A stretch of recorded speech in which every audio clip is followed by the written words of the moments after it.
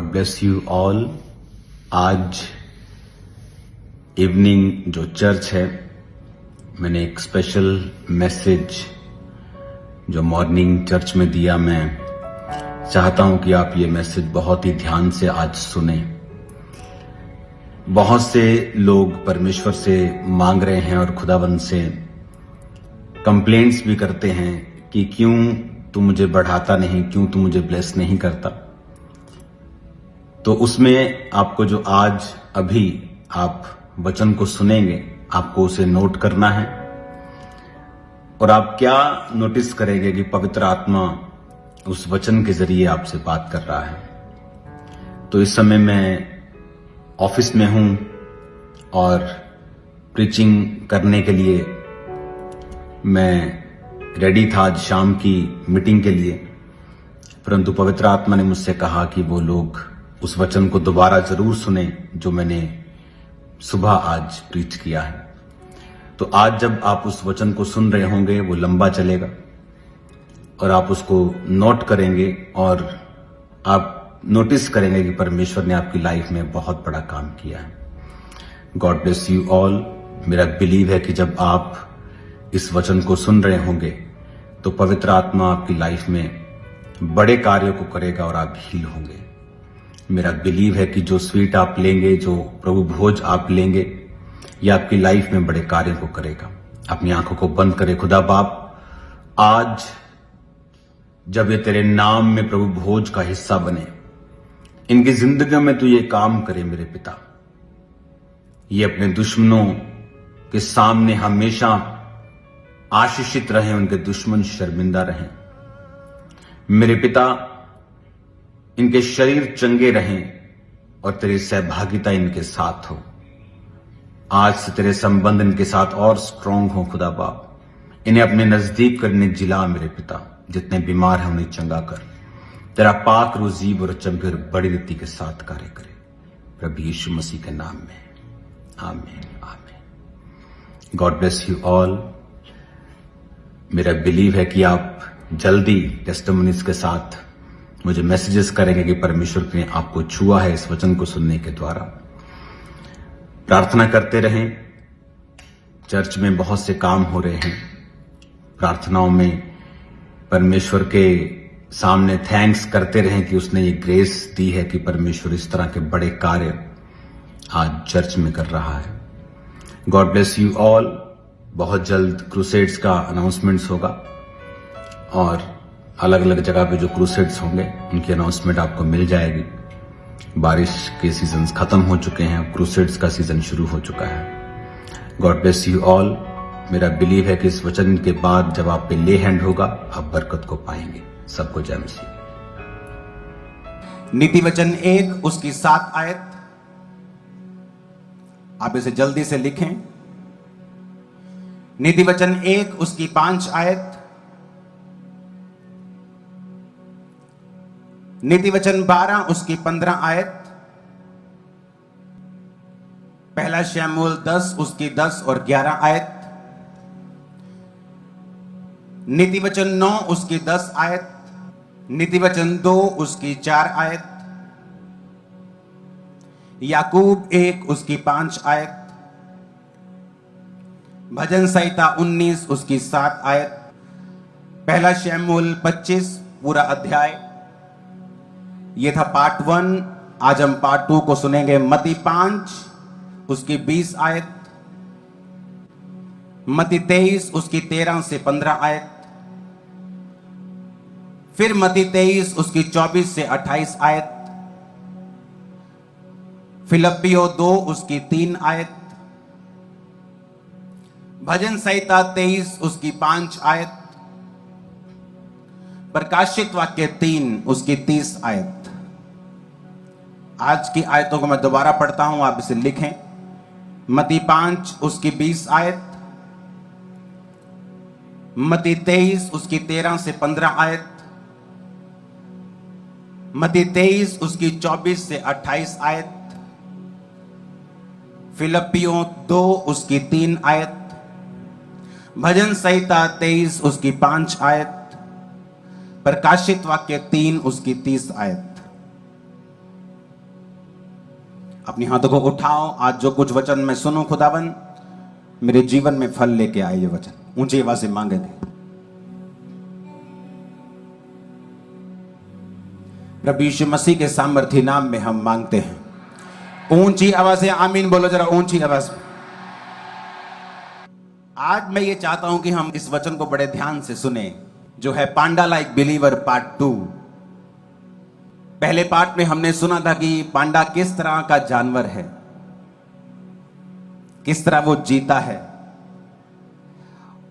और जब परमेश्वर हमें ये देखता है कि, और वो भी बाइबल में बार बार हमारी एग्जाम्पल्स कई बार जानवरों के साथ हमें देता है कि तुम खच्चर के समान ना हो, तुम गधे के समान ना हो, जिसकी लगाम को खींचना पड़ता है।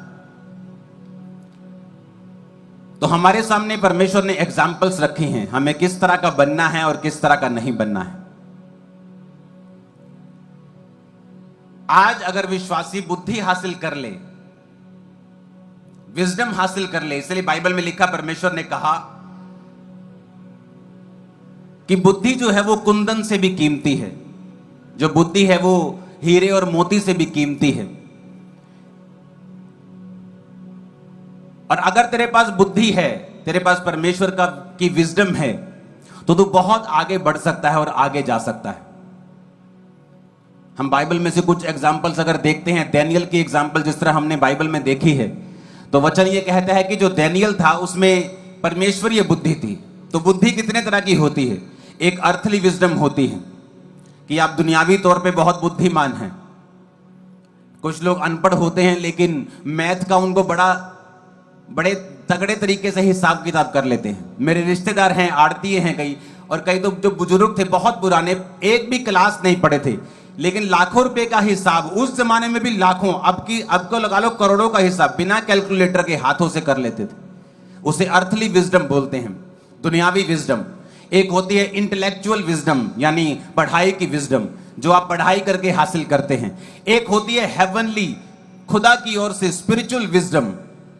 एक होती है डेविलिश विजडम, कि शैतानी बुद्धि, कि वो बंदे जो हैं वो स्कूल में तो नहीं पढ़े हैं लेकिन तब भी शैतानी बुद्धि है उनमें। जिस तरह डैनियल के साथियों ने उसकी चुगली खाई थी और राजा को कहा था कि अगर कोई बंदा तेरे अलावा किसी और देवता की उपासना करे तो वो शेरों की मांग में डाल दिया जाएगा। अब राजा को तो मालूम नहीं था कि ये क्यों कर रहे हैं ऐसा, क्योंकि उनको मालूम था कि जो डैनियल है ये कभी भी परमेश्वर के अलावा और किसी की उपासना नहीं करेगा। ये थी डेविलिश, शैतानी बुद्धि। एक होती है ईश्वरीय बुद्धि, जो सबसे ऊपर है इन चारों में। जो ईश्वरीय बुद्धि होती है ये डैनियल में थी, क्योंकि वचन कहता है जब वो छोटा सा बंदी बना लिया गया था तो भी उसने कहा था कि मैं जो बाइबल में वर्जित है, जो बाइबल में मना किया हुआ है, मैं उस खाने को नहीं खाऊंगा। अगर बाइबल में उसे मना किया हुआ है तो मैं उस खाने को नहीं खाऊंगा, क्योंकि परमेश्वर ने उसे मना किया है। तो मैं मर भी जाऊंगा लेकिन वो चीज नहीं करूंगा जो बाइबल में मना है।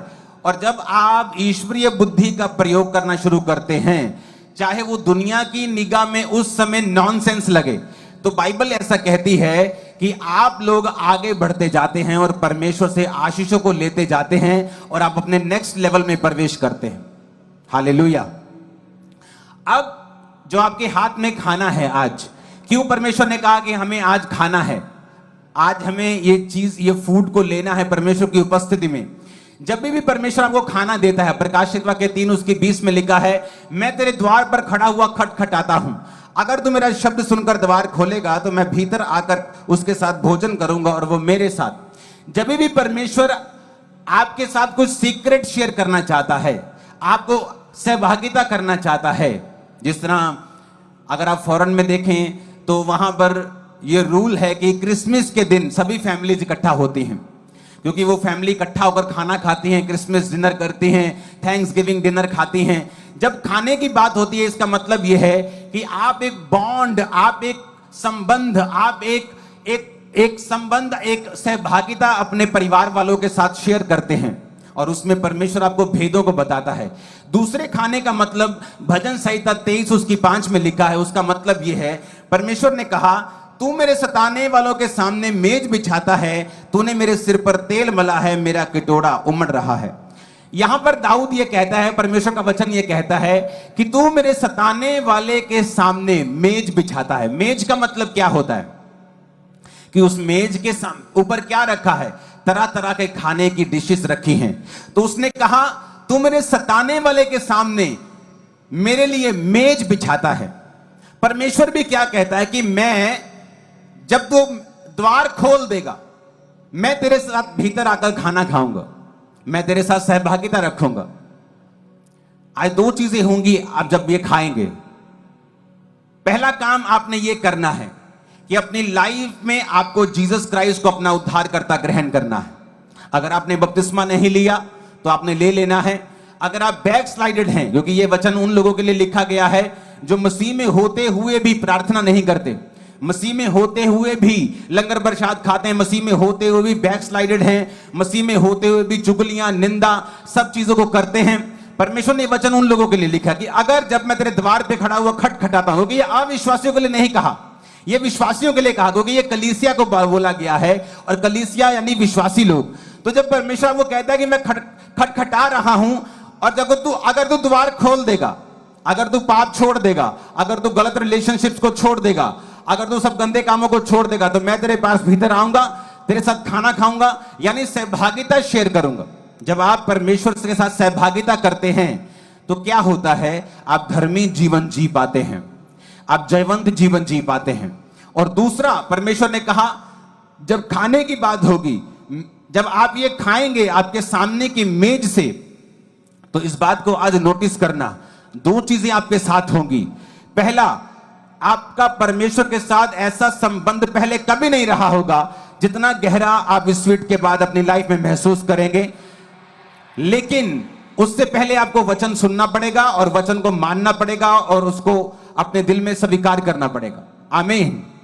और उसके बाद ये एक सिंबल होगा, ये एक सिंबॉलिक आप खाएंगे तो आपको ये मालूम होगा आपकी स्पिरिट के अंदर क्या गया है कि अब आपका रिलेशन जो परमेश्वर के साथ चलना है, जो चाल है, वो कभी भी सेम नहीं होगी। और परमेश्वर, जब आप प्रार्थना में बैठेंगे, जब आप बाइबल के लिए बैठेंगे, परमेश्वर नए भेदों को आप पर जाहिर करेगा, सहभागिता आपके साथ रखेगा, आपकी लाइफ को इजी बनाएगा, आपको डिलीवर करेगा, आपको हील करेगा। आपका शरीर पहले जैसा कभी नहीं होगा, ये मजबूत होगा। आपका परिवार कभी नहीं सेम रहेगा, आपका फाइनेंस सेम नहीं रहेगा। और मेरे को आमीन चाहिए चर्च। आज का मैसेज आधा प्रोफेटिक है और आधा परमेश्वर की मर्जी से है, आधा एक प्रोफेटिक यानी परमेश्वर ने अभी दिया है। तो आपको दोनों मैसेज आप बड़े ध्यान से सुनने हैं। जो अब मैं बता रहा हूं ये प्रोफेटिक मैसेज है कि आप जब इस स्वीट को लेंगे आपकी लाइफ में क्या होगा। आप पहले से कहीं अधिक परमेश्वर में चल पाएंगे, स्ट्रॉन्ग लाइफ जी पाएंगे। आमीन ऊंचे वाला चाहिए चर्च। सेकंड, दूसरा ये होगा कि जब आप ये स्वीट को ले रहे हैं, आप अपनी लाइफ में एक बरकत को पाएंगे और वो ये होगी कि आपके एनिमी सदा आपसे शर्मिंदा रहेंगे। वो कभी आपको गिरता हुआ नहीं देख पाएंगे। उनकी योजनाएं कभी आपकी लाइफ और आपके परिवार और आपके फाइनेंस, आपकी सेहत, आपकी बच्चों की लाइफ में पूरी नहीं होगी। ये मैं नहीं, खुदावंद का आत्मा आपसे प्रोफेटिकली बात कर रहे हैं चर्च। मैंने कहा जैसे ही आप ये स्वीट लेंगे, ओ आमीन ऊंचे वाला चाहिए। मैंने कहा आमीन ऊंचे वाला चाहिए चर्च। अपने हाथों को उठाओ, थैंक यू जीसस। उस स्वीट को खोलो और ये दोनों वचनों को मैं आपकी लाइफ के ऊपर अंगीकार करता हूं। राइट नाउ मैं अंगीकार करता हूं और घोषणा करता हूं आप लोगों के लिए, जो इस स्वीट को आज ले रहा है, मैं घोषणा करता हूं परमेश्वर के साथ सहभागिता, नए संबंध, नई ऊंचाई उसकी लाइफ का आज हिस्सा होगी। वो ग्रेस को हासिल कर रहा है जब ये स्वीट को खा रहा है। आमीन। मेरे को ऊंचे वाला चाहिए चर्च। और मैं घोषणा करता हूं, जैसे ही आप इस स्वीट को ले रहे हैं, मैं घोषणा करता हूं आप अपने एनिमी दुश्मन को शर्मिंदा होता हुआ देखेंगे। उस स्वीट को खोलो, अपने हाथ में उसे लो। अगर आपके पास नहीं है तो पड़ोसी से ले लो, और पड़ोसी को देने में बरकत ही मिलेगी, वो कम नहीं होगा। उसकी बरकत नहीं जा रही, उसकी बरकत बढ़ रही है। उस स्वीट को लो अपने हाथों में। मैं घोषणा करता हूं जिनकी जिंदगियां आत्मिक टूटी हैं, खुदा के साथ नहीं जुड़ी, जिनकी जिंदगियां परमेश्वर से दूर हैं, और खुदाबंद कहता है कि देख मैं तेरे दिल के द्वार पर खटखटाता हूं, यदि तू शब्द सुनेगा मैं तेरे पास भीतर आकर खाना खाऊंगा और तू मेरे साथ। तौबा कर लो अपने हर एक पाप से, गलत रिलेशनशिप से छोड़ दो उसको, गलत मूवीज, गलत देखना, चोरी, निंदा, चुगली, सब चीजों को छोड़ दो और आज से खुदाबंद के साथ वायदा करो, परमेश्वर मेरी सहभागिता आज से तेरे साथ होगी। जब आप इस स्वीट को लेंगे, मैं घोषणा करता हूं आपकी रिलेशनशिप जो परमेश्वर के साथ है, आप उसे नेक्स्ट लेवल पर, नए स्ट्रॉन्ग रिश्ते को, भेदों से भरा हुआ, नए बाइबल के भेद, जिंदगी में नए भेद, पवित्र आत्मा की अगुवाई के साथ भरा हुआ आप उसे पाएंगे। आमीन ऊंचा चाहिए चर्च। सब उस स्वीट को लेंगे, पहली डिक्लेरेशन के लिए उस स्वीट को लेंगे।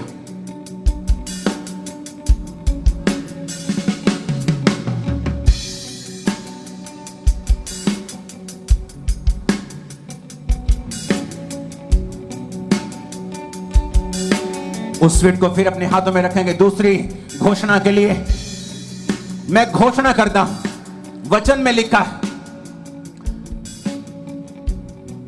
जब शमूएल ने उस राजे को खिलाया और जब तक वो राजा खुदा के साथ वफादार रहा, वचन कहता है कोई दुश्मन उस पर फतेहमंद नहीं हो पाया। यीशु के नाम में आज जो लोग तौबा करके इस पहली घोषणा के बाद इस दूसरी घोषणा कि यहोवा ने कहा है कि तू मेरे सताने वाले के सामने मेज बिछाता है, मैं घोषणा करता हूं यीशु के नाम में तुम्हारे दुश्मन, चाहे वो बीमारी हो, जादू हो, कोई इंसान हो, शैतान हो, जो भी तुम्हें अपना दुश्मन समझता है, तुम्हारा डाउनफॉल चाहता है, आज मैं घोषणा करता हूं जैसे ही तुम इस सेकंड स्वीट को लोगे, तुम्हारा दुश्मन हमेशा लाइफ टाइम तुमसे शर्मिंदा रहेगा।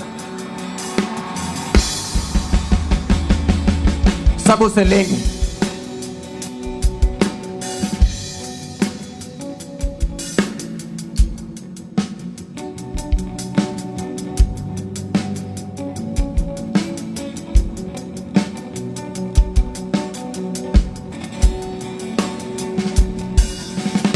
हर वो चीज जो तुम्हारी लाइफ के अंदर परमेश्वर की ओर से नहीं है, इस स्वीट को लेते ही यीशु मसीह का आत्मा तुम पर बल से उतरेगा और तुम सेम नहीं रहो। जैसे ही ये स्वीट तुम्हारे अंदर जाएगी, परमेश्वर के ये वचन तुम्हारे जीवन में पूरा होना शुरू हो जाएंगे। तुम्हारे दुश्मन तुमसे हमेशा शर्मिंदा रहेंगे। रिसीव करो इस अनॉइंटिंग को in the mighty name of Jesus. नई सहभागिता की आत्मा को रिसीव करो in the name of Jesus. नई स्पिरिचुअल लाइफ को रिसीव करो in the mighty name of Jesus. प्रार्थना के जीवन पर होने वाला हर एक अटैक आज से फिनिश है यीशु मसीह के नाम में।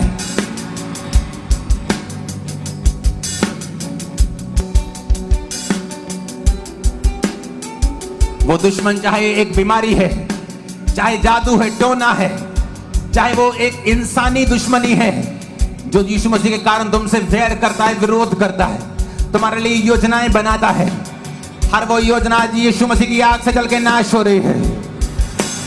मैंने कहा हर वो योजना यीशु मसीह की आग से जल के नाश हो रही है।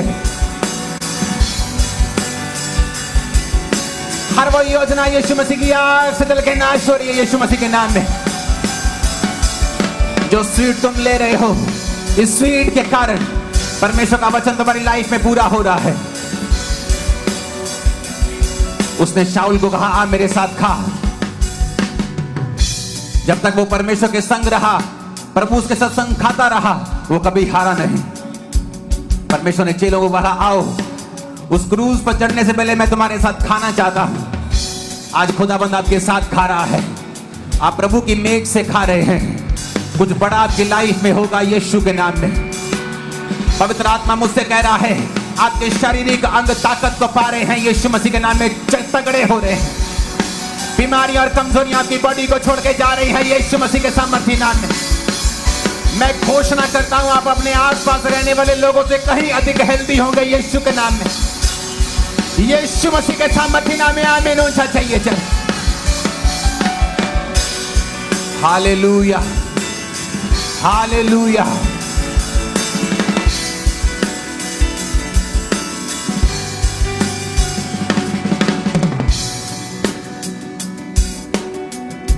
प्रभु यीशु मसीह के सामर्थी नाम में हम मांगते हैं। आज मेरा यह बिलीव है कि पवित्र आत्मा अजीब रीति से मूव करेगा यहां पर आज। हालेलुया।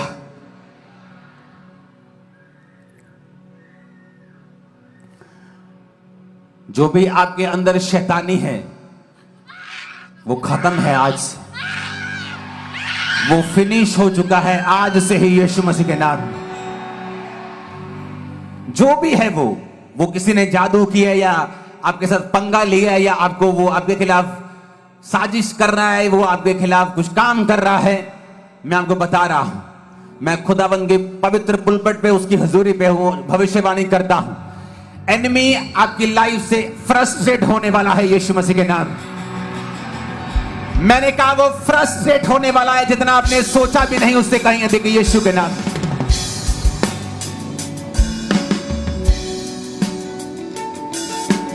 आमीन। मेरे को ऊंचे वाला चाहिए। मैंने कहा आमीन, मेरे को ऊंचे वाला चाहिए।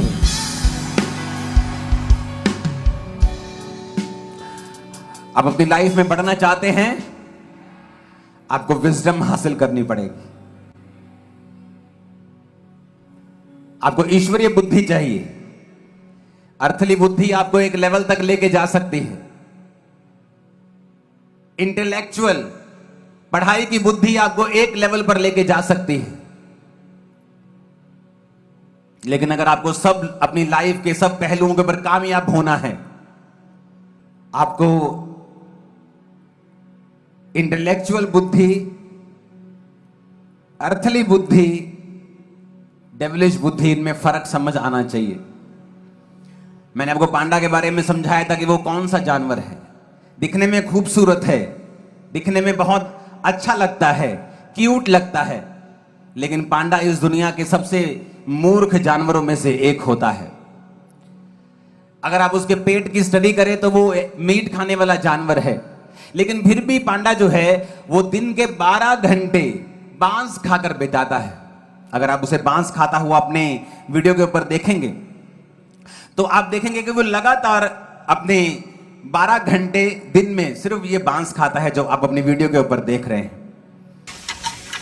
10 घंटे ये सोता है, 12 घंटे ये सिर्फ बांस खाता है, जबकि इसका जो पेट है वो मीट खाने के लिए बना है। दूसरे भालुओं की तरह ये मीट खा सकता है, और जो ये एनर्जी चाहता है उसे आधे घंटे में पूरा कर सकता है, लेकिन ये 12 घंटे इसी बांस को खाने में बिताता है। क्यों? अगर आप एक वीडियो में देखेंगे कि जब ये पांडा कैसे गिरते हैं और इनमें बुद्धि कितनी कम होती है, वो देखो कैसे गिरा वो। ये 24 घंटे ऐसे ही करते हैं। जहां ये चाइना में इनके जू है, जहां इनको रखा जाता है, इन पर स्पेशल ट्रेनर्स रखे जाते हैं, क्योंकि ये अपने आप को इतना चोटिल कर लेते हैं, क्योंकि ये बिल्कुल डम्ब होते हैं। इनको नहीं मालूम होता मुझे कहां रहना है, मुझे यहां चोट लग जाएगी। बंदरों को मालूम होता है, कुत्तों को मालूम होता है। ये देखो दिखने में क्या है, क्यूट, लेकिन एक डम्ब जानवर है। और कुछ विश्वासी भी पांडा की तरह होते हैं। आप जानते हैं क्यों परमेश्वर इसे 12 घंटे लगा देता है तो खाना खा? 12 घंटे, 10 घंटे सोता है, 12 घंटे खाता है, कितने घंटे बाकी बचे? 2 घंटे। क्योंकि परमेश्वर को मालूम है ये पांडा अगर मैं खुला छोड़ दूंगा 24 घंटे में 10 घंटे सोएगा और 1 घंटा खाएगा और 10 घंटे खुला रहेगा, इसका नुकसान होगा, क्योंकि ये डम्ब जानवर है, ये चोट लगवाएगा, ये मर जाएगा। आज कई बार ऐसे विश्वासी हैं जो पांडा बुद्धि हैं, जैसे ही उनको आशीष मिलेगी वो दूसरों को निकम्मा साबित करने में लग जाएंगे। जैसे ही उनको आशीष मिलेगी दूसरों को नीचा दिखाने में लग जाएंगे। एक दिन के लिए उनकी चर्च में भीड़ आ जाए, दूसरी मिनिस्ट्रीज पे अटैक करना शुरू कर देंगे। वो पांडा बुद्धि है। परमेश्वर को पता है एक पांडा बुद्धि को मैं जल्दी फ्री नहीं कर सकता, तो परमेश्वर उनको फालतू करने के लिए काम देता है। तो ऐसे विश्वासी फालतू कामों में लगे रहते हैं।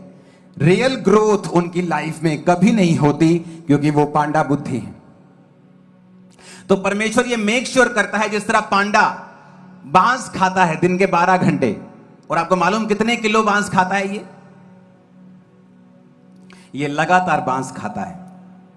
दिन के कितने कितने घंटे ये सिर्फ बांस खाता है। क्यों? बांस में बहुत कम एनर्जी होती है।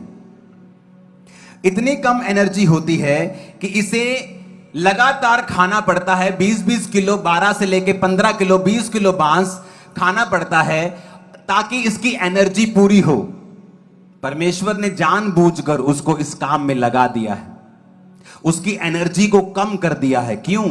पांडा एक दिन में जब 20 किलो बांस खाता है, 40 बार टॉयलेट जाता है वो।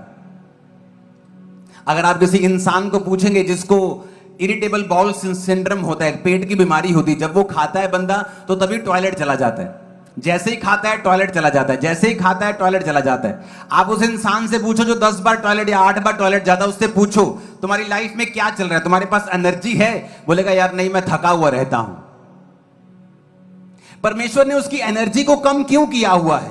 क्यों वो 40 बार टॉयलेट जाता है जब वो मीट से अपने पेट की, अपने शरीर की खुराक को पूरा कर सकता है? क्योंकि वो डंब है। अगर परमेश्वर उसे खुला छोड़ देगा तो वो नुकसान करेगा। मैं आपको चैलेंज करता हूं, अगर आज आप परमेश्वर को यह विश्वास दिला दें कि आप पवित्रताई में जिएंगे और आप पूरी तरह से परफेक्शन में परमेश्वर के वचन में जिएंगे, आज ही परमेश्वर आपको पूरी तरह से हील कर देगा 100%। लेकिन परमेश्वर को मालूम है कि अगर वो आज आपको अमीर कर दे, आपकी साल्वेशन खत्म हो सकती है। आप चर्च में बैठे हैं क्योंकि आपका वीजा नहीं लगा अभी तक। अगर वीजा लग जाए अभी और आप फॉरेन चले जाए, हो सकता है आपकी लाइफ खराब हो जाए। तो वो वेट करता है, वो प्रभु मुझे पैसा चाहिए, मुझे फाइनेंशियल बरकत चाहिए। मैंने फॉरेन में लोग देखे हैं, यहां जब जलंधर में थे तो संडे भी चर्च आते थे, थर्सडे भी चर्च आते थे, वॉलंटियर भी थे, काम भी करते थे। जैसे ही फॉरेन गए सैटरडे संडे भी काम करने लग गए। तो परमेश्वर कई बार जानता है कि कई आशीषें आपकी लाइफ में आपका नुकसान करेंगी, तो कई बार परमेश्वर आपको बड़ी चर्च नहीं देता। क्यों? क्योंकि आप अटैक करते हैं दूसरों के ऊपर।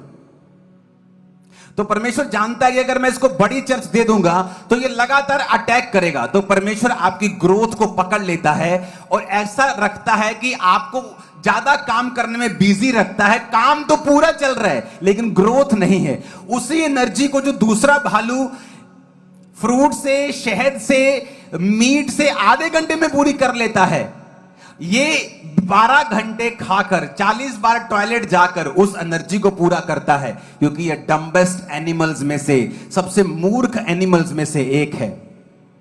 इसलिए परमेश्वर ने कहा पांडा लाइक बिलीवर, कि पांडा की तरह विश्वासी जो है वो नहीं बनना है। हालेलुया। कि पांडा की तरह विश्वासी नहीं बनना। ऐसा ना हो कि जब परमेश्वर आपको थोड़ा सा बढ़ाए आप उस एनर्जी से दूसरों का नाश करना शुरू कर दें। आप जानते कई लोग बड़ी बड़ी बातें करते हैं पुलपट से, लेकिन जब आप उनकी सेवकाई में रिजल्ट देखो तो 0 है। क्योंकि ये एक स्पिरिट है।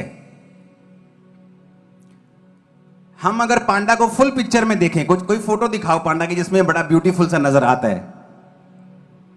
हां, अगर आप इस पांडा को देखें तो मेरे ख्याल से दुनिया के सबसे खूबसूरत भालुओं में ये एक है। मैं कहता हूं सबसे खूबसूरत है कि नहीं?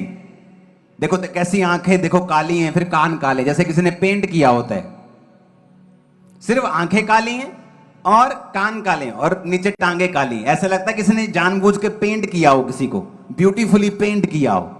सबसे सुंदर भालुओं में से एक है ये, दुनिया के सबसे खूबसूरत जानवरों में से एक है। जब भी आप पांडा को देखेंगे आपका हक करने का दिल करेगा, इतना क्यूट जानवर है ये। लेकिन परमेश्वर ने हमें बुद्धि दी है। तो बाइबल कहती है जब शमूएल नबी दाऊद के घर में एक बच्चे को, यीशे के एक बेट संतान को मसा करने के लिए गया, तो शमूएल नबी ने देखा सबसे लंबा ऊंचा, कहता यही होगा। परमेश्वर कहता नहीं, ये अयोग्य है। दूसरा सुंदर, तीसरा पढ़ा लिखा, राजा की सेना में, सबको अयोग्य अयोग्य। तो जब दाऊद आया तो वो छोटा सा बच्चा था, मुंह पे लाली थी, तो परमेश्वर कहता यही है, क्योंकि यहोवा का देखना मनुष्य का सा नहीं है। हालेलुया। परमेश्वर ने क्या कहा जब हम मत्ती की पुस्तक को पढ़ते हैं, तो उसने कहा 5:20 में, मैं तुमसे कहता हूं कि तुम्हारी धार्मिकता शास्त्रियों और फरीसियों की धार्मिकता से अगर बढ़कर ना हो तो तुम स्वर्ग के राज्य में कभी प्रवेश नहीं कर पाओगे। कौन थे शास्त्री और फरीसी? अगर आप उनकी फोटो को देखेंगे, किसी फरीसी की फोटो को देखेंगे अपनी स्क्रीन के ऊपर, तो ये फरीसी था। तो वो ऐसे कपड़े पहनते थे, दिखने में बड़े शानदार लगते थे, बड़े क्यूट, बड़े सुंदर दिखने में लगते थे। फरीसी ऐसे कपड़े पहनते थे। जिस तरह पांडा दिखने में बड़ा सुंदर लगता है, उसी तरह फरीसी भी दिखने में बड़े सुंदर लगते थे। इन दोनों फोटोज को साथ साथ रखना। पांडा भी बड़ा सुंदर दिखता है और फरीसी भी जो थे वो इस तरह से अपने बाहरी वातावरण को बदल के रखते थे। लेकिन प्रभु ने कहा अगर तुम्हारी धार्मिकता इनसे ज्यादा नहीं होगी तो तुम परमेश्वर के राज्य में, स्वर्ग के राज्य में कभी भी प्रवेश करने नहीं पाओगे। पांडा दिखने में सुंदर है, अंदर से क्या है? डंब। अंदर से क्या है? ये डंब है, बिल्कुल मूर्ख जानवर है। तो प्रभु ने उसको काम पे लगा दिया कि तू बांस ही खाता रहे, क्योंकि अगर तू बांस नहीं खाएगा, कुछ और खाकर एनर्जी पूरी कर लेगा, उसके बाद तू उल जलूल हरकतें करेगा और तू मर जाएगा। तो परमेश्वर ने उसकी ग्रोथ को, परमेश्वर ने उसकी वो जो ब्लेसिंग है उसको एक लेवल के ऊपर बांध दिया है कि इससे आगे तू नहीं जा सकता है। परमेश्वर ने कहा अगर तेरी धार्मिकता फरीसियों से ज्यादा नहीं है तो तू मेरे राज्य में प्रवेश नहीं कर सकता। फरीसी क्या करते थे? आप जब भी बाइबल में देखेंगे तो फरीसी हमेशा यीशु मसीह के कामों का विरोध करते थे। उनको कोई मतलब नहीं था। जब भी उनको पब्लिक दिखती थी वो ये मेक श्योर करते थे कि यहां पर मैं यीशु मसीह की खिलाफत जरूर कर दूं एक बार। और बाइबल कहती वो हमेशा परमेश्वर और उसके आत्मा के कामों के विरोध में रहते थे। हालेलुया। वो ये मेक श्योर करते थे। और परमेश्वर ने क्या कहा? तुम दिखने में सुंदर हो सकते हो, अपने बाहरी वातावरण को सुंदर कर सकते हो, लेकिन हो सकता है जिस तरह पांडा बुद्धि में मूर्ख है उसी तरह तुम्हारे अंदर आत्मिक बुद्धि भी जीरो हो। तो परमेश्वर क्या करता है? इनको बांध के रखता है, एक लेवल के ऊपर इनको नहीं जाने देता।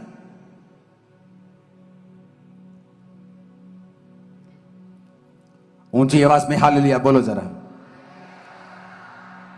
मत्ती 23 उसकी 13 में लिखा है, कहता है कपटी शास्त्रियों फरीसियों तुम पर हाय, तुम मनुष्यों के लिए स्वर्ग के राज्य का द्वार बंद कर देते हो, ना ही स्वयं प्रवेश करते हो, ना ही दूसरों को तुम प्रवेश करने देते हो। 15 आयत पढ़ूंगा। हे कपटी शास्त्रियों और फरीसियों तुम पर हाय, तुम एक जन को अपने मत में लाने के लिए सारे जल और थल में फिरते हो, परंतु जब वो मत में आ जाता है उसे दुगना नरकीय बना देते हो। ये बड़ी अच्छी लाइन है। कहता हे शास्त्रियों फरीसियों, तुम उसे मसीह में लाने के लिए बोल लो, तुम उसे मत में लाने के लिए, अपने साथ सहमत करने के लिए जल थल में फिरते हो तुम लोग। एक रूह को बचाने के लिए पास्टर बोलते हैं हम लोग दिन रात एक कर देंगे जी, मेहनत करते हैं, पर बाइबल कहती है जब वो तुम्हारे मत में आ जाता है उसे दुगना नरकीय कर देते हो। जब मैं मसीह में आया तो मेरे परिवार में बड़ी खलबली मच गई, लड़ाइयां होने लगी, कलेश होने लगे। तो कुछ शास्त्रियों और फरीसियों ने उस जमाने के मेरा साथ भी दिया। ताकि मैं उनके मत में आ जाऊं, मसीह में आ जाऊं। लेकिन जब आप जानते, जब ये सेवकाई खामरा की शुरू हुई 2007 में मीटिंग करनी मैंने शुरू की, 8 में आगे बढ़ी, संडे शुरू हुआ। मेरे सबसे बड़े विरोधी यही शास्त्री और यही फरीसी थे। परमेश्वर ने कहा तुम उनको अपने मत में लाने के लिए जल तल एक कर देते हो, लेकिन जब वो मत में आ जाता है, तुम्हारे साथ सहमत हो जाता है, तो उसे दुगना नरक बना देते हो।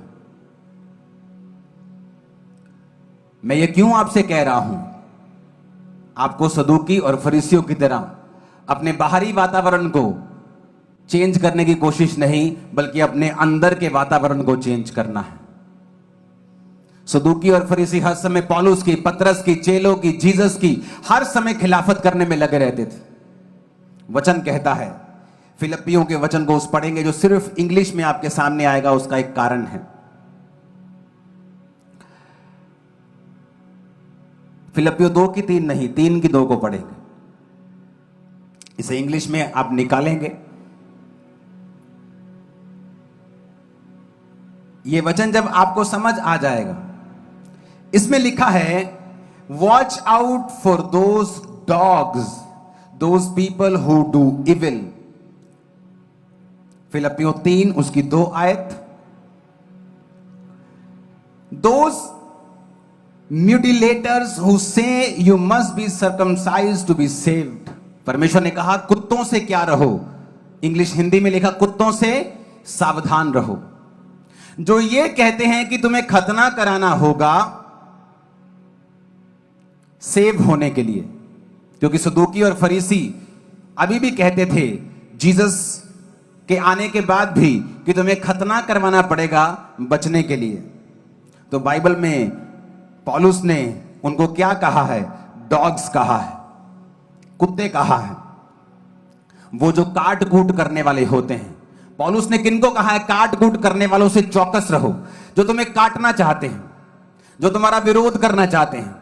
आप कई ऐसे क्रिश्चियंस लोगों को भी देखेंगे जो आपका विरोध करते हैं, जो काटने की कोशिश करते हैं, क्योंकि वो स्पिरिट है। कौन सी? मूर्खता की स्पिरिट, जो अपने आप को धर्मी समझते हैं, बाहरी तौर से अपने आप को चेंज करके धर्मी ठहराने की कोशिश करते हैं। लेकिन परमेश्वर ने कहा जब वो बोलेंगे तुम्हें मालूम हो जाएगा कि ये लोग धर्मी नहीं हैं। हालेलुया। उसने कहा म्यूटिलेटर किन्हें बोलते हैं? जो आपको डैमेज करना चाहता है, आपकी इमेज को, आपके बॉडी के किसी पार्ट को, आपकी लाइफ को, कि मैं इस खिलाफत में फलानी सेवकाई के ऐसे और डैमेज करूं। कोई, परमेश्वर ने कहा वो लोग कुत्ते हैं, कुत्तों से क्या रहो? सावधान रहो। और यही सेम स्पिरिट फरीसियों में थी, और जो बाहरी तौर पे अपने आप को बदलते थे, लेकिन अंदर परमेश्वर ने कहा तुम कपट और मलिनता से, और तुम वैर से, विरोध से, गुस्से से, जलन से, ईर्खा से, निंदा से तुम भरे हुए हो। परमेश्वर ने कहा एक पेड़ को उसके फल से पहचानो, ना कि उनके बाहरी वातावरण पे। आज मैं कुर्ता डाल के बैठा हूं, कल मैं यहां कोट पैंट डाल के आ जाऊंगा, परसों पैंट कमीज डाल के आ जाऊंगा, इससे मेरी धार्मिकता सिद्ध नहीं होती। मैं क्या बोलता हूं, मैं क्या कहता हूं, परमेश्वर ने कहा तुम उनके फलों से पहचान जाओगे कि ये लोग कौन हैं। ऊंची आवाज में हालेलुया बोलो। Those mutilators who say you must be circumcised to be saved. परमेश्वर ने कहा कुत्तों से क्या रहो, इंग्लिश हिंदी में लिखा कुत्तों से सावधान रहो, जो ये कहते हैं कि तुम्हें खतना कराना होगा सेव होने के लिए। क्योंकि सदूकी और फरीसी अभी भी कहते थे जीसस के आने के बाद भी कि तुम्हें खतना करवाना पड़ेगा बचने के लिए। तो बाइबल में पौलुस ने उनको क्या कहा है? डॉग्स कहा है, कुत्ते कहा है, वो जो काट कूट करने वाले होते हैं। पौलुस ने किनको कहा है? काट कूट करने वालों से चौकस रहो, जो तुम्हें काटना चाहते हैं, जो तुम्हारा विरोध करना चाहते हैं। आप कई ऐसे क्रिश्चियंस लोगों को भी देखेंगे जो आपका विरोध करते हैं, जो काटने की कोशिश करते हैं, क्योंकि वो स्पिरिट है। कौन सी? मूर्खता की स्पिरिट, जो अपने आप को धर्मी समझते हैं, बाहरी तौर से अपने आप को चेंज करके धर्मी ठहराने की कोशिश करते हैं, लेकिन परमेश्वर ने कहा जब वो बोलेंगे तुम्हें मालूम हो जाएगा कि ये लोग धर्मी नहीं हैं। हालेलुया। उसने कहा म्यूटिलेटर किन्हें बोलते हैं? जो आपको डैमेज करना चाहता है, आपकी इमेज को, आपके बॉडी के किसी पार्ट को, आपकी लाइफ को, कि मैं इस खिलाफत में फलानी सेवकाई के ऐसे और डैमेज करूं। कोई, परमेश्वर ने कहा वो लोग कुत्ते हैं, कुत्तों से क्या रहो, सावधान रहो। और यही सेम स्पिरिट फरीसियों में थी, और जो बाहरी तौर पे अपने आप को बदलते थे, लेकिन अंदर परमेश्वर ने कहा तुम कपट और मलिनता से, और तुम वैर से, विरोध से, गुस्से से, जलन से, ईर्खा से, निंदा से तुम भरे हुए हो। परमेश्वर ने कहा एक पेड़ को उसके फल से पहचानो, ना कि उनके बाहरी वातावरण पे। आज मैं कुर्ता डाल के बैठा हूं, कल मैं यहां कोट पैंट डाल के आ जाऊंगा, परसों पैंट कमीज डाल के आ जाऊंगा, इससे मेरी धार्मिकता सिद्ध नहीं होती। मैं क्या बोलता हूं, मैं क्या कहता हूं, परमेश्वर ने कहा तुम उनके फलों से पहचान जाओगे कि ये लोग कौन हैं। ऊंची आवाज में हालेलुया बोलो। अब परमेश्वर में अगर आप बढ़ना चाहते हैं, अगर आप नहीं चाहते कि परमेश्वर आपको फालतू का काम दे, मैं आपको दावा करता हूं, अगर आप परमेश्वर को यह यकीन दिलवा दें कि परमेश्वर मैं पाप नहीं करूंगा, मुझे फाइनेंशियली ब्लेस कर। अगर परमेश्वर को यकीन हो गया कि आप लोग सच में पाप नहीं करेंगे, वो आपको थोड़ा सा अगर ब्लेस पैसा दे के देखे। मैंने चर्च में लोगों को देखा है, जब वो गरीब थे टाइथ निकालते थे, लेकिन जब ज्यादा अमीर हो जाते हैं वो पता क्या सोचते हैं, हमें खुद एक एनजीओ खोलकर हमें लड़कियों की मदद कर देनी चाहिए। उन्हें ये नहीं मालूम कि तुम्हारा टाइथ जो है वो सुसमाचार के लिए जाना चाहिए, चर्च में जाना चाहिए, ना कि किसी हेल्प के लिए। पहला काम तुम्हारा टाइथ चर्च के सुसमाचार के लिए जाना चाहिए, दूसरे किसी काम के लिए नहीं। लेकिन होता क्या है, जब विजडम की कमी होती है हम सफर करने लगते हैं और नेक्स्ट लेवल पे नहीं जा पाते।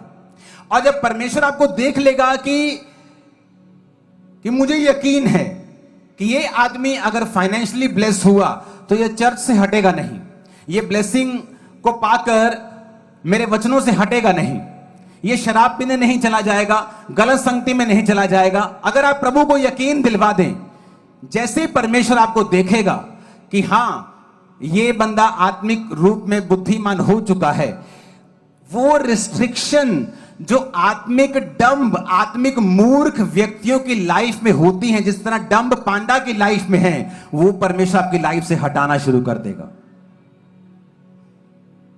कितने मेरी बात को समझ रहे हैं? वो मेहनत का काम जिससे आप करके अपना परिवार पाल रहे हैं, वो दुख भरा चीज जो आपकी लाइफ में हो रही है, जब प्रभु आपकी लाइफ की वफादारी को देख लेगा, वो आपकी लाइफ से बाउंड्रीज को हटाना शुरू कर देगा। धीरे धीरे आप देखेंगे कि जो एनर्जी आप 12 घंटे के खाने में ले रहे थे, आप 6 घंटे के खाने में ले रहे हैं। फाइनेंस जो कम था वो बढ़ चुका है। जैसे जैसे परमेश्वर आपके लेवल को बढ़ता हुआ देखेगा, वैसे वैसे परमेश्वर वो रिस्ट्रिक्शन, वो बाउंड्रीज को हटाता जाएगा और आपको लंबा करता जाएगा और चौड़ा करता जाएगा। कितने मेरी बात को समझ रहे हैं? अब मायने ये रखता है कि आप उस बुद्धि तक पहुंच पाते हैं कि नहीं पहुंच पाते। पांडा के बहुत कम बच्चे होते हैं, 2 साल में उसके एक बच्चा होता है। जब पांडा का बच्चा होता है, इमेजिन करो, इतना बड़ा क्विंटलों के हिसाब से ये भालू है, आप इमेजिन कर सकते हैं उसका बच्चा कितनी किलो का होगा। एक 50 किलो की औरत को जब बच्चा होता है वो 2.5-3 किलो का होता है। एक 60-70 किलो की औरत का जब बच्चा होता है वो 2.5-3 किलो का, 4 किलो का होता है। आप जानते हैं पांडा का बच्चा, जो कि इंसान से कहीं अधिक भारा और बड़ा होता है, कितने किलो का होता है मालूम किसी को? उस बच्चे को देखेंगे स्क्रीन के ऊपर, ये पांडा का बच्चा देखो, जैसे चूहा पकड़ा हुआ, 130 ग्राम का होता है इसका बच्चा। जस्ट 130 ग्राम्स, नॉट 1 किलो 30 या 300 ग्राम्स, 130 ग्राम, 150 ग्राम, 160 ग्राम, 150 ग्राम का बच्चा होता है पांडा का। इसके बच्चे कमजोर होते हैं, बहुत छोटे होते हैं। एक बच्चा होता है हमेशा इसका। अगर इसको आईवीएफ तकनीक से बच्चा लेना हो तो 2 बच्चे होते हैं हद। क्यों?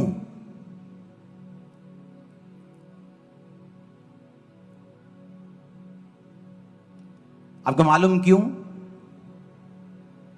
वीडियो देखेंगे। पांडा दुनिया के सबसे लोकप्रिय जानवरों में से एक है, लेकिन जंगल में उन्हें सबसे खराब माँ माना जाता है। मादा पांडा 1 या 2 बच्चों को जन्म देती है, जो गुलाबी रंग के, अंधे, बिना बालों के और बेहद छोटे होते हैं, जिनका वजन सिर्फ 170 ग्राम होता है, लेकिन वह केवल एक बच्चे की देखभाल कर पाती है। माँ सबसे मजबूत बच्चे को चुनती है और दूसरे को छोड़ देती है। चुने गए बच्चे को प्यार और देखभाल मिलती है, जबकि दूसरे को अपनी किस्मत पर छोड़ दिया जाता है। अगर वह बच्चा रोता है तो भी माँ उसको अनदेखा करती है, उसे भूखा छोड़ देती है। ये सुनने में दिल दुखाने वाला लगता है, लेकिन असल में ये एक जीने और बचने की योजना है। जंगल में पांडा बहुत कम बच्चे पैदा करते हैं, इसलिए उन्हें यह निश्चित करना होता है कि उनका एक बच्चा सबसे मजबूत हो। इसलिए भले ही पांडा बेहद प्यारे हों, लेकिन एक माँ के रूप में वे काफी खराब मानी जाती है। जब आपके अंदर बुद्धि की कमी है, आप एक लेवल के ऊपर चाहते हुए भी नहीं जा सकते हैं। आपको लाखों की चर्च चाहिए, आपको पांडा बुद्धि से आजाद होना पड़े। आपको फाइनेंशियली बरकत चाहिए, प्रभु जानता है ये हैंडल नहीं कर सकता। पांडा के 9 बच्चे प्रभु दे देगा, एक कुतिया को 9 बच्चे हो जाते। देखे ना घर में डॉग्स 8-8 बच्चे हो जाते हैं, 6-6 बच्चे हो जाते इकट्ठे। तो इसको क्यों नहीं परमेश्वर दे सकता? क्योंकि ये संभाल नहीं सकती। प्रभु को पता है अगर मैं इसको 6 भी दे दूंगा तो रखेगी ये 1 ही, तो 5 मर जाएंगे। यानी प्रभु आपको आपकी कैपेसिटी से ज्यादा नहीं देता। आपकी कैपेसिटी अगर 2000 लोगों की है, वो आपको 2100 नहीं दे सकता। उसे मालूम है आप उसे हैंडल नहीं कर सकते। आपकी कैपेसिटी महीने के 25,000 की है, वो आपको नहीं बढ़ा सकता, आप उसे हैंडल नहीं कर सकते। अगर आप क्रिश्चियन हैं तो आपका सारा कुछ परमेश्वर के हाथों में है। तो कहने का मतलब क्या है? कहने का मतलब यह है आप अपनी स्पिरिचुअल कैपेसिटी को बढ़ाएं। मैंने लोगों को देखा है, जैसे आशीषित होते हैं दूसरों पर अटैक करते हैं। जैसे ब्लेसिंग, बेबी की ब्लेसिंग आई, अपनी ननान के ऊपर अटैक, क्योंकि उसकी अभी बेबी नहीं। जैसे गाड़ी ली, भैन जी साडे को तो कार, असी किहड़ा हुण तुहाडे वांगू साइकिल ते जाना हुंदा। दूसरों को शर्मिंदा, ओ मेरे पास तो बड़ी चर्च है, तुम सब पापी हो। दूसरों को शर्मिंदा, अपनी आशीष से दूसरों को क्या करना? शर्मिंदा करना। अपने पैसों की रौब, अपनी पैसों की धौंस दिखाना। परमेश्वर जानता है ये चीजें रॉन्ग हैं। अगर आप अपनी कैपेसिटी बढ़ा लें कि प्रभु देख, तूने मुझे बरकत दी, तूने मुझे पैसा दिया, तूने मुझे प्रमोशन दी, मैं और पवित्रताई में बढ़ूंगा, और प्रेयर करूंगा, मैं और दिख जाऊंगा। होता क्या है? प्रभु आपको एक बड़ी गंदी मुसीबत से निकालता है। अब जो 6 घंटे बाइबल पढ़नी चाहिए थी, वो 6 घंटे आपका फोन आप लगे हैं, आप टीवी पे लगे हैं, फोन पे लगे हैं, आप दुनिया के कामों में लगे हैं। पहले आपको कोई जानता नहीं था क्योंकि आप गरीब थे, अब आप अमीर हो गए, अब आपको सब लोग जानते हैं। अभी किसी की पार्टी, कभी किसी की पार्टी, कभी किसी की पार्टी, कभी किसी की बर्थडे पार्टी। अब आप उस तरह से प्रार्थना नहीं कर रहे हैं, अब आप उस तरह से काम नहीं कर रहे हैं। तो परमेश्वर जानता है कि ब्लेसिंग्स के साइड इफेक्ट क्या है। तो परमेश्वर यह अब मेक श्योर करता है कि वो आपको ब्लेस करना चाहता है, फाइनेंशियली ब्लेस करना चाहता है, हील करना चाहता है, डिलीवर करना चाहता है। लेकिन वो ये चाहता है कि आप उतने बुद्धिमान हो कि आप इस आशीष को ले सकें, और जब आशीष आपको मिल जाए तो उस आशीष से आपका नुकसान ना हो। कितने मेरी बात को समझ रहे हैं? तो वो कैसे होगा? जब आप ईश्वरीय बुद्धि को हासिल कर लेंगे। ईश्वरीय बुद्धि हासिल कैसे होगी? पहले तो ये बात समझ लो कि अगर आपके अंदर परमेश्वर की आत्मिक बुद्धि नहीं है, हो सकता है आप शारीरिक रूप से बड़े बुद्धिमान हो, अर्थली दुनियावी तौर पे बड़े बुद्धिमान हो, आपको पूरा घर चलाना आता है, मैनिपुलेट करना आता है, इधर की बात उधर बड़े समझदारी के साथ आप चल पाते हैं। इसका मतलब ये नहीं है कि आपके अंदर ईश्वर की बुद्धि है। आपके अंदर पढ़ाई की बुद्धि हो सकती है, इसका मतलब ये नहीं आपके अंदर ईश्वर की बुद्धि है। और कुछ तो शैतानी बुद्धि के होते हैं। लेकिन क्या आपके अंदर परमेश्वर की बुद्धि है? अगर नहीं है तो पांडा को देख लेना। जब परमेश्वर ने उसे डंब बनाया है, एक मूर्ख होने के कारण उसे कितना फालतू कामों में लगे रहना पड़ता है। 40 बार वो टॉयलेट जाता है और एक दिन में वो 500 मीटर से ज्यादा ट्रेवल नहीं करता। कितना होता है 500 मीटर? आधा किलोमीटर। कितना होता है आधा किलोमीटर? वो पीछे के बाथरूम से लेके चर्च की एंट्री तक आधे किलोमीटर से थोड़ा ज्यादा है। आधा, इतना ही। वहां से लेके पूरे दिन में वहां तक ट्रेवल करता है। लेकिन जो दूसरे भालू हैं वो कितने कितने किलोमीटर निकल जाते हैं। इतना कम ट्रेवल क्यों कर पाते हैं? क्योंकि एनर्जी कम है। जब एनर्जी कम है तो ज्यादा चल नहीं पाता, बच्चे नहीं पैदा कर पाता क्योंकि विजडम कम है। ये सारी चीजें एक ही कारण से हैं। बच्चे कम पैदा कर पाना, कम चल पाना, एनर्जी कम होना, फालतू चीजों में लगे रहना, बुद्धि की कमी की वजह से। आज एक विश्वासी क्यों सफर कर रहा है? उसके पास पैसा होना चाहिए, गरीब क्यों है? क्योंकि उसे लगता है कि मैं तो थोड़ा सा पैसा है मेरे पास, मैं तो दिहाड़ी करता हूं। लेकिन उसे यह नहीं मालूम परमेश्वर के वचन में क्या लिखा है कि चाहे तू थोड़ा कमाए ज्यादा कमाए, जब तू टाइट देना शुरू करेगा, परमेश्वर तेरी हदों को बढ़ाकर तुझे चौड़ा करेगा और तुझे ये मेक श्योर करेगा कि तेरी लाइफ में बरकत बढ़े और तू फाइनेंशियली ऊपर जाए। लेकिन क्यों? बुद्धि की गरीबी हमारी लाइफ में इसलिए नहीं है क्योंकि हम पैसे की कमी की वजह से, गरीबी इसलिए है बुद्धि, आत्मिक बुद्धि कम होने की वजह से हम गरीब हैं। परमेश्वर आपको सब चीजें दे सकता है अगर आप उसे यकीन दिलवा दें कि परमेश्वर मैं वफादार रहूंगा, वचन में रहूंगा, पवित्रताई में रहूंगा, मैं हटूंगा नहीं। जब आपको पाप करने का मौका मिले, आप उसको साबित करें कि आप पाप नहीं करेंगे। जब परमेश्वर को ये साबित हो गया और मेक श्योर हो गया कि आप डंप नहीं हैं, आप स्पिरिचुअल बुद्धि को ले रहे हैं, मैं आपको बोल रहा हूं, ये आपके लिए एक मास्टर की है जो मैंने आपको बताई है। आपकी लाइफ की चारों दिशाएं अनकाउंटेबल ब्लेसिंग से भरी होगी। आप जितना लंबा ऊंचा जाना चाहें आप जा पाएंगे। और मेरे को आमीन जरा खड़कने वाला चाहिए आज। मैं ये चाहता था कि मैं आपको आराम से आज वचन दूं पहले, ताकि आप ये बात समझ सकें कि अगर आपके पास आत्मिक बुद्धि की कमी है तो चारों दिशाओं में आपको बाउंड्री नजर आएगी, लिमिटेशंस।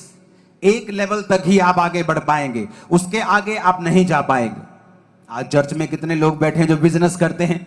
कोई ठेकेदार है, कोई हेड मिस्त्री है, कोई बड़ी सी कंपनी खोल के बैठा है, कोई प्रोड्यूसर भी है, कोई अलग अलग तरह के बिजनेस हैं। अपने बिजनेस में आप कितने वफादार हैं? क्या आप चोरी करते हैं? क्या आप दूसरे का नुकसान करते हैं? क्या आप दूसरों को ओवर बिलिंग करके देते हैं? कि आप दूसरे से झूठ बोलते हैं? ये चीजें हैं जो परमेश्वर आपकी देखता है कि आप में आत्मिक बुद्धि कितनी है और आपको कितना बढ़ाया जा सकता है। क्योंकि अगर आप क्रिश्चियन हर प्रभु के हाथों में हैं, वो आपके लाइफ के आसपास टेक केयर करता है कि आपको किस दिशा में वो कितना आगे लेके जाएगा। लोग शारीरिक बुद्धि से अमीर हो सकते हैं, मिलियंस ऑफ फॉलोअर्स पाके भी बाद में वो सुसाइड कर लेते हैं। क्यों? क्योंकि उनमें ईश्वरीय बुद्धि नहीं है। कैसे होती है हासिल ईश्वरीय बुद्धि? पहली बात, चाहे आप इस दुनियावी तौर पे मूर्ख हो, आप इंटेलेक्चुअल तौर पे ना पढ़े लिखे हो, तब भी आप बुद्धिमान हो सकते हैं। कैसे? जो बाइबल में वचन लिखा है उसे मानना शुरू कर दें। पढ़ें, वचन को पढ़ें, वचन को फॉलो करें। वचन को पढ़ें, वचन को फॉलो करें। उसने कहा अगर तू वचन को पढ़े और इसे मानना शुरू करे, तुम मूर्ख भी हो तो भी गिरेगा नहीं, तुम मूर्ख भी हो तो भी तू सफर नहीं करेगा। क्योंकि तू अगर दुनियावी मूर्ख है और बाइबल पढ़ना शुरू कर दे, आप नीति वचन में पढ़ के देखो कितनी बुद्धि की बातें लिखी। दोस्तों के साथ कैसे रहना है, समाज में कैसे रहना है, एक पत्नी कैसी होनी चाहिए, पति कैसा होना चाहिए, बच्चे कैसे होने चाहिए, बाइबल में हर चीज का जिक्र किया गया है। आज कितने घर हैं सेलिब्रिटीज से लेके आम लोगों से लेके जो टूटे हुए हैं। क्यों? क्योंकि बाइबल का वचन क्या कहता है?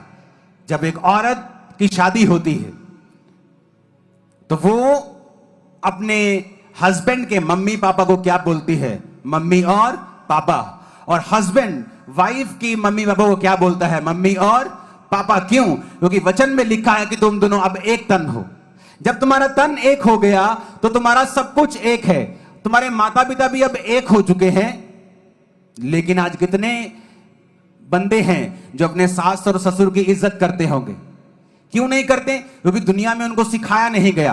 कभी अपने सास ससुर की सपोर्ट नहीं करेंगे, कभी उनको पैसे से ब्लेस नहीं करेंगे, कभी चीजों से ब्लेस नहीं करेंगे, क्योंकि उन्हें लगता है कि ये सही नहीं। जबकि बाइबल क्या कहती है कि वो तुम्हारे क्या हैं? माता और पिता। तुम्हारी सास तुम्हारी ससुर नहीं है, वो एक्चुअल में तुम्हारे माता और पिता हैं। इब्रानी भाषा में सास और ससुर नाम का शब्द नहीं, माता पिता को माता पिता ही बोला गया है। अपने स्पाउस, अपने हस्बैंड वाइफ की माता पिता को भी तुम्हारा माता और पिता ही बोला गया है।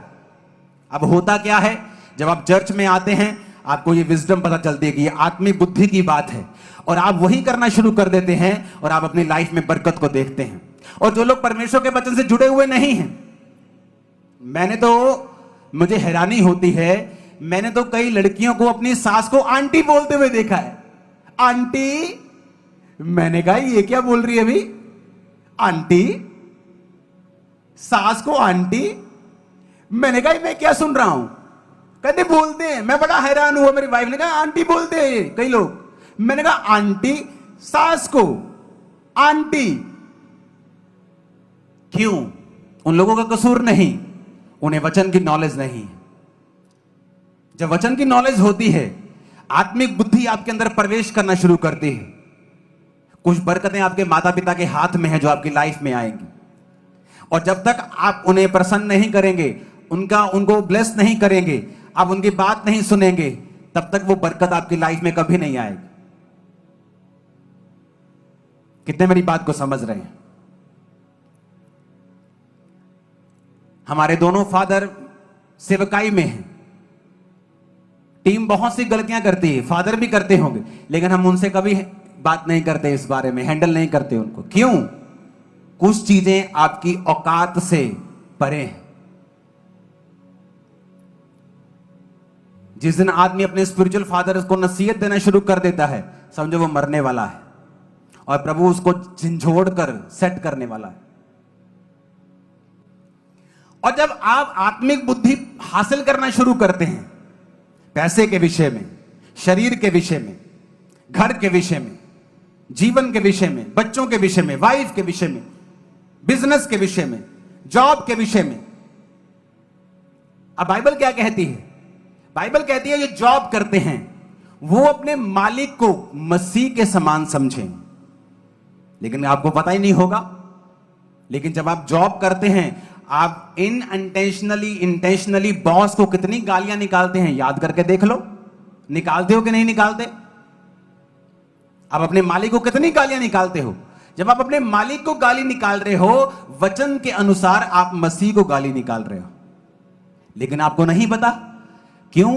जब पांडा बुद्धि होगी अंदर, तो आपको पता ही है फिर पांडा क्या करता है।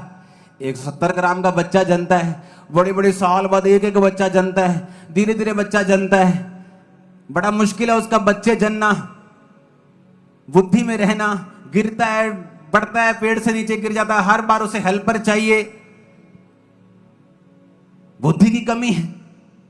वचन क्या कहता है? कहता है जिस तरह तुम मसीह के अधीन हो, अपने बॉस के अधीन रहो। लेकिन हमें नहीं मालूम, हम कई बार अपने बॉस को गाली निकालते हैं। मैं जब काम करता था होलसेल का, तो बहुत से जो दुकानें होती थी होलसेल की जलंधर में, तो वहां पे बहुत से लड़के काम करते थे जो बैठते थे, तो बड़े लड़के अपने मालिक की बड़ी बदनामी और बड़ा उनको बुरा भला काम भी वहीं करना है, छोड़ते भी नहीं थे, लेकिन बुरा भला भी अपने मालिकों को बोलते थे। अब उन्हें वचन नहीं पता। आपको वचन पता है क्या? अगर आपको भी ये वचन नहीं पता, आप गलती से ही अपने मालिक को, मसीह को गालियां निकाल रहे हो।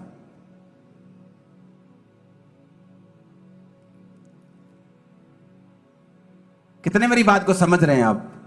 इसीलिए अगर आपको विजडम चाहिए, बुद्धि चाहिए, आपको बाइबल पढ़नी पड़ेगी, आपको बाइबल सुननी पड़ेगी, आपको वचन सुनना पड़ेगा। आप सिर्फ बड़ी मीटिंग पे चर्च नहीं आ सकते और आप बुद्धिमान हो जाएंगे। कभी बुद्धिमान नहीं हो सकते अगर आप चर्च में आकर रोज हर संडे थर्सडे एक एक चीज को सुनकर आप नोट करके नहीं जाते, आप बुद्धिमान नहीं बन सकते। हालेलुया। अब डैनियल कह सकते हो मुझे ये खाना नहीं खाना है भाई, चलो ये भी कहते हैं चलो खिलाओ, कि प्रेशर है जी, सरकार का प्रेशर है जी। आप में से कितने लोग हैं जो अपने एरिया के पॉलिटिशियन के प्रेशर में लंगर खाने चले जाते होंगे? बहुत से लोग होंगे। मत्था टेकने चले जाते हैं बहुत से लोग होंगे, क्योंकि आपके पास संसारिक बुद्धि तो है कि आप संसारिक बुद्धि से अपने लोगों को मैनेज कर रहे हैं, लेकिन आपके अंदर स्पिरिचुअल बुद्धि की कमी है और आप एक पांडा लाइक बिलीवर हैं। आप एक पांडा की तरह हैं। ईश्वरीय बुद्धि तब आती है जब आप बाइबल के वचनों को अपनी लाइफ में लागू करना शुरू करते हैं।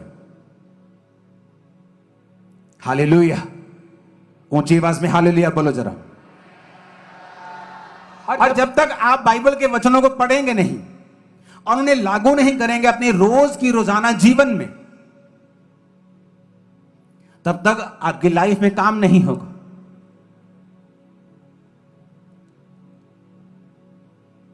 ऐसी डिस्कशन से दूर रहें जहां खिलाफत की डिस्कशन चल रही हो और आप उसका हिस्सा बन जाएं।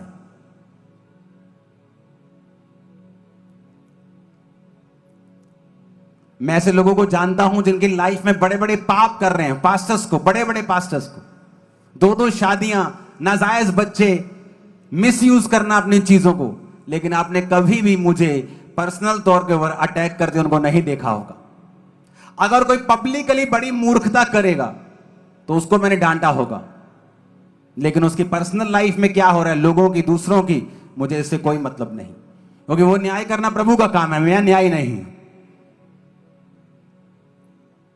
लोग अगर मुझसे मिले कि फलाना चर्च उसने ये काम किया हुआ जी, मुझ पे पैसे व्याज पे ये बड़ा कुछ हुआ, आए लोग, मैंने कहा मैं क्या कर सकता हूं, मैं कोई न्याय नहीं,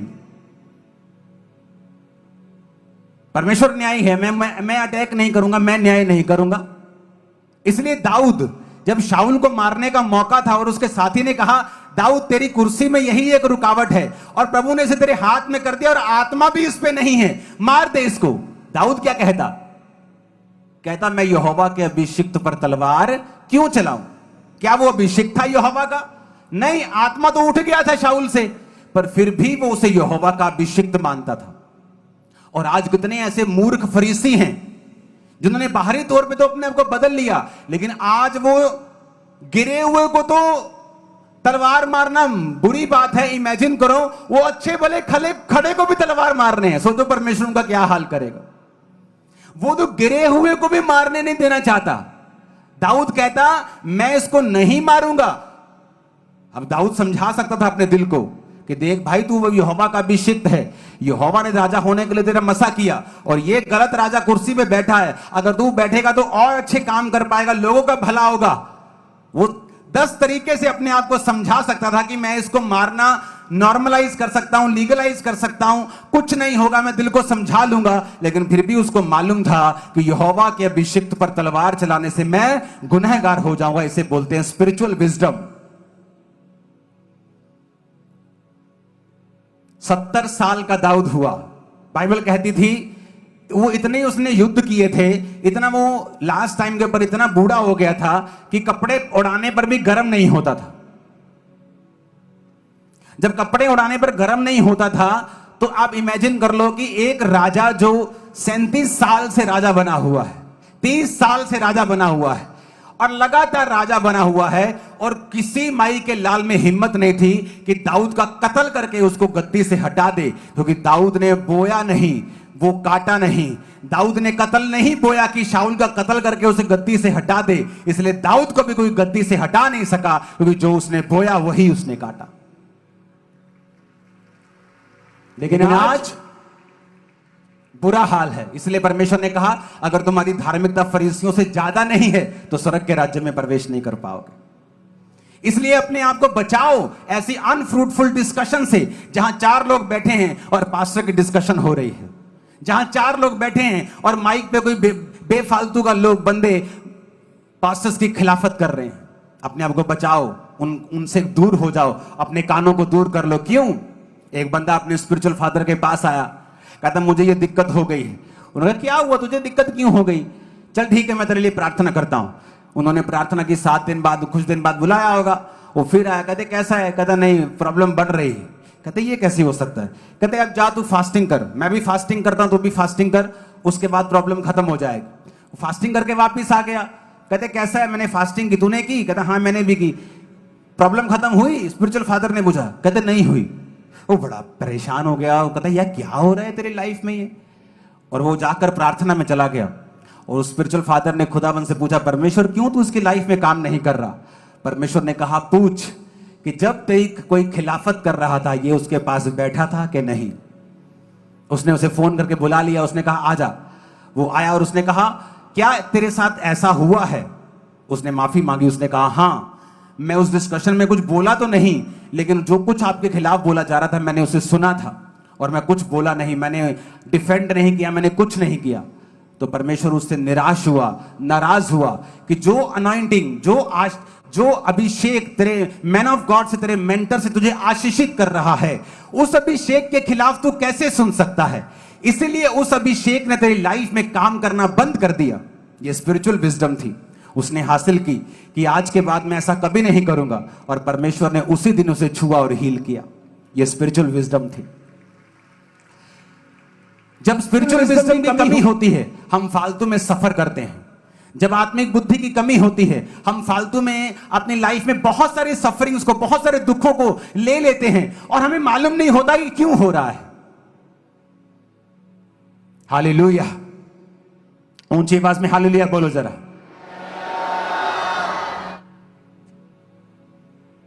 कई बार आप पब्लिकली ऐसी फुलिश बातें करके अपने आप को ऊंचा करने की कोशिश करते हैं और परमेश्वर आपको नीचा करता है पब्लिकली। मैंने लोगों को देखा है, पब्लिकली प्रभु ने उसे नीचा किया। ऐसे कांड उनकी लाइफ में हुए। अगर आपके पास आत्मिक बुद्धि है, आपको मालूम होगा कहां आपने जाना है, कितना जाना है, कब तक जाना है, और आप बचे रहेंगे। और जैसे ही परमेश्वर देखेगा कि ये आदमी, ये औरत, ये भाई, ये बहन स्पिरिचुअल विजडम पा चुका है, बाइबल के वचनों पे चलना शुरू हो चुका है, वो आपकी हदों को बढ़ाएगा। जिस तरह मैं आपकी हदों को बढ़ता हुआ देख रहा हूं। मैं आपके टेंटों के उस हदों को, आपके तंबुओं के पटों को चौड़ा होता हुआ देख रहा हूं आत्मा में। आपका फाइनेंस, बिजनेस, जो कुछ भी आपके साथ है, खुदा ने आपको दिया, वो चौड़ा होने वाला है। आपका परिवार बड़ा होने वाला है। मैं कह रहा हूं आमीन, ऊंचाई आशीष आपकी। हालेलुया, ऊंची आवाज में हालेलुया। परमेश्वर ने क्या कहा?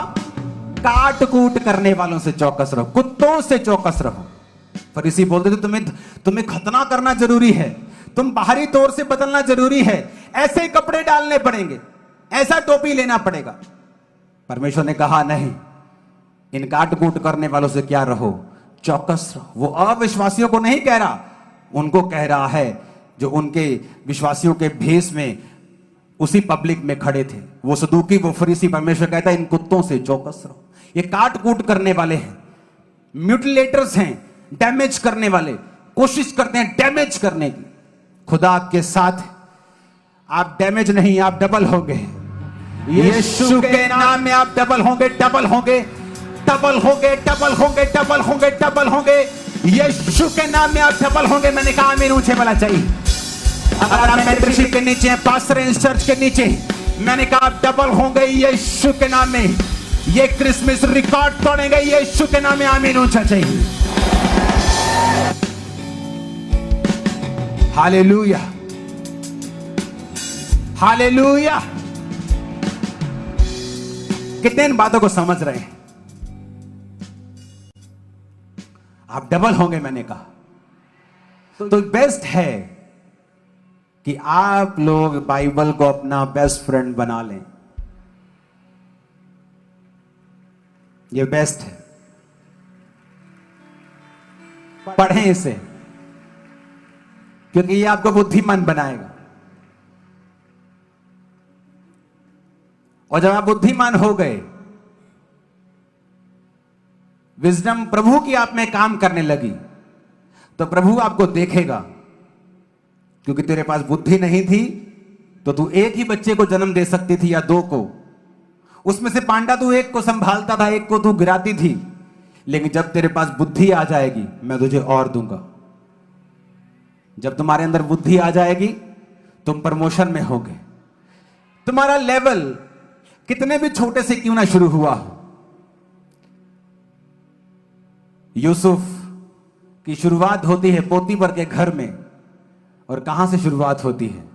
पोछे मारने से। इससे नीचे कोई लेवल तो नहीं है।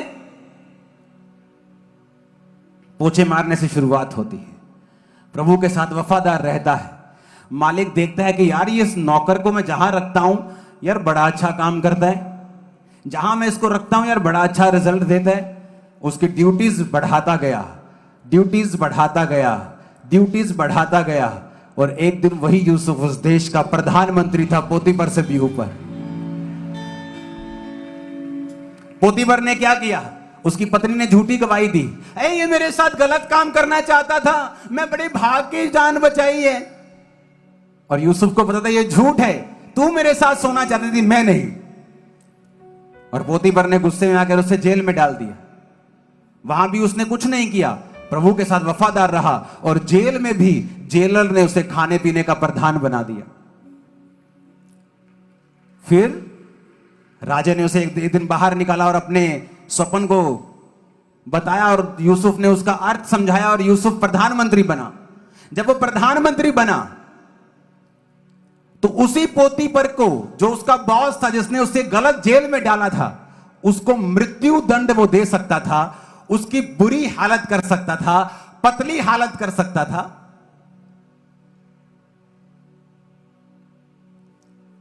आज जब कोई सरकारी अफसर को किसी को सजा देनी होती है ना, तो वो ऐसी जगह उसकी ड्यूटी लगाते हैं जहां सबसे कठिन काम हो। जैसे काला पानी की सजा जिसे देनी हो, और दुखी हो जाता है वो। तो उसके पास पावर थी कि पोतीफर की अब ऐसी की तैसी फेर सकता है, लेकिन जो स्पिरिचुअल विजडम रखता है वो ऐसा नहीं करता।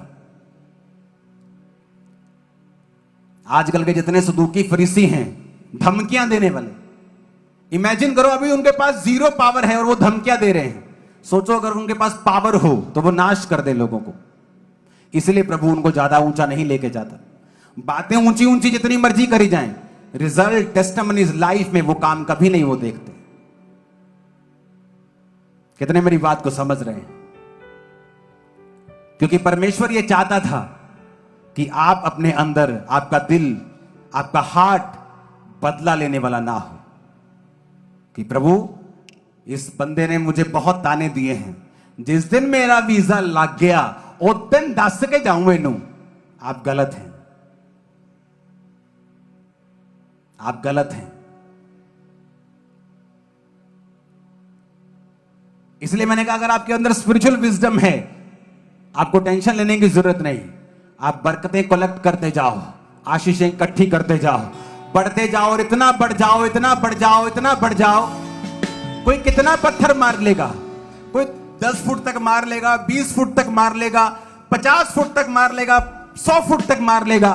तुम 10 किलोमीटर ऊपर चले जाओ, 20 किलोमीटर चले जाओ, 50 चले जाओ, पत्थर पहुंचेगा नहीं। तुम उनकी औकात से परे हो जाओगे। हालेलुया।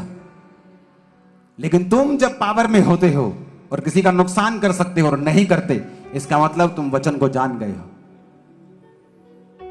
कितने मेरी बात को समझ रहे हैं?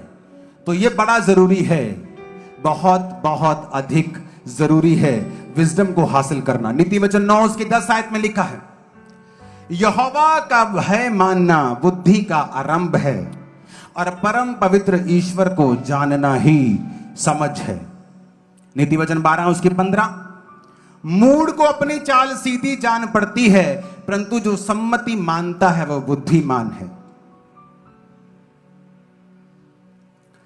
भजन संहिता 19 उसकी 7, यहोवा की व्यवस्था खरी है, प्राणों को बहाल करती है, यहोवा के नियम विश्वास योग्य हैं, साधारण लोगों को बुद्धिमान बना देते हैं।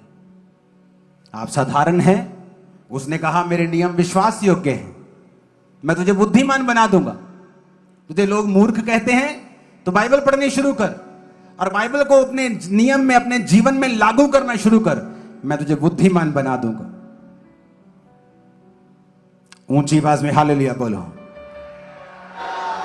याकूब उसकी 1 और 5 आयत में लिखा है, यदि तुम में से किसी को बुद्धि की कमी हो तो प्रभु से मांगे, जो बिना उलाहना दिए सबको उदारता से देता है और उसको दी जाएगी। प्रभु ने कहा अगर बुद्धि की कमी है तो किससे मांगना है? मुझसे। मैं तुझे बुद्धि दूंगा।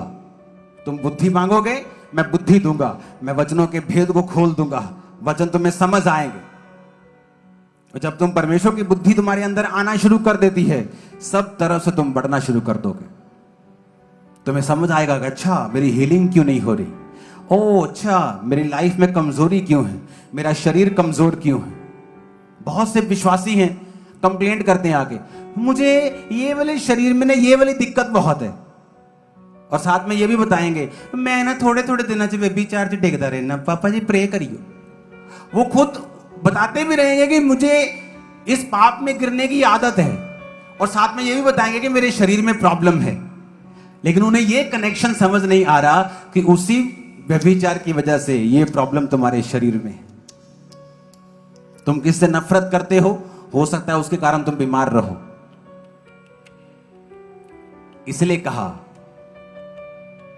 अपने यहां हाथ रखो, बोलो प्रभु आज से स्पिरिचुअल बुद्धि मुझे दे दे, मैं मूर्ख ना रहूं।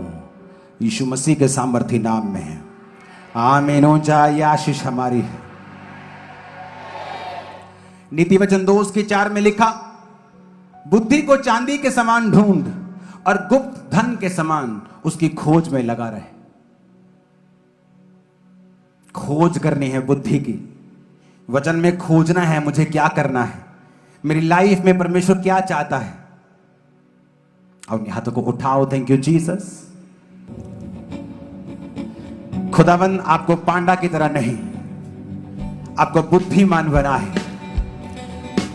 इसलिए आपको कहीं हैरानी नहीं होती कि वचन में लिखा है कि सांप की तरह बुद्धिमान बन। हालांकि सांप को शैतान माना जाता है, लेकिन सांप शैतान नहीं है। सांप को शैतान ने इस्तेमाल किया था, सांप परमेश्वर ने बनाया था। प्रभु ने कहा सांपों की तरह बुद्धिमान बनना है और कबूतरों की तरह भोले भी। कबूतर किसी को मारते नहीं और सांप बच जाते हैं। अपने हाथों को उठाओ, आज से वायदा करो, सब लोग एक वायदा करो कि आप अपने जीवन को बाइबल में ढूंढेंगे। आप बाइबल पढ़ेंगे और जो बाइबल के नियम हैं आप उन्हें अपने जीवन में लागू करेंगे। इस तरह से आप बुद्धि के साथ भरते जाएंगे और लाइफ में सेम नहीं रहेंगे। आमीन। ऊंचा ये आशीष हमारी है। उस स्वीट को निकालेंगे। अब मैं लास्ट तीसरी घोषणा करूंगा और याद रखो, पहली घोषणा वो तुम्हारी स्पिरिचुअल लाइफ को, सहभागिता को चेंज करके तुम्हें बहुत आगे लेके जाए। दूसरी घोषणा, तुम्हारे दुश्मन तुमसे शर्मिंदा रहे। और तीसरी घोषणा, उस स्वीट को निकालो, अपने हाथ में रखो।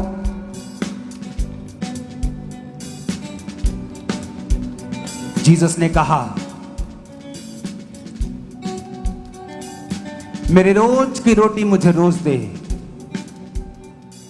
ये प्रार्थना करना।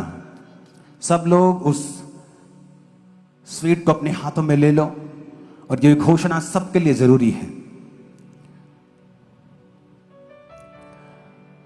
क्योंकि ये तीसरी घोषणा आपकी शारीरिक चंगाई के लिए है। और जब आप इस घोषणा को रिसीव करके इस स्वीट को लेंगे, जो वचन आपने सुना आप उसको मानेंगे, मैं आपकी लाइफ के ऊपर भविष्यवाणी करता हूं, आप एक बड़ी चंगाई की गवाही के साथ वापस आएंगे। अपने हाथ में रख लो उसे। खुदाबंद यीशु मसीह के नाम में जितने लोग इस तीसरी घोषणा को खुदाबंद रिसीव कर रहे हैं, तेरे वचन में लिखा है कि वो ब्रेड रोज का वचन भी है और शारीरिक चंगाई भी। जितने लोग आज इस प्रभु भोज को ले रहे हैं, ये भोज जो तेरी मेज के सामने से आया है, मैं घोषणा करता हूं उनके शरीर में से शैतान निकल जाएगा, हीलिंग प्रवेश करेगी। आपकी हड्डियां आज ही अभी आपको ऐसे कड़क कड़क की आपकी बॉडी के अंदर से आवाजें आएंगी। आपकी आंखें, आपकी नसें ओपन हो जाएंगी और आप हील हो गए यीशु के नाम में। सब उसको लेंगे अभी।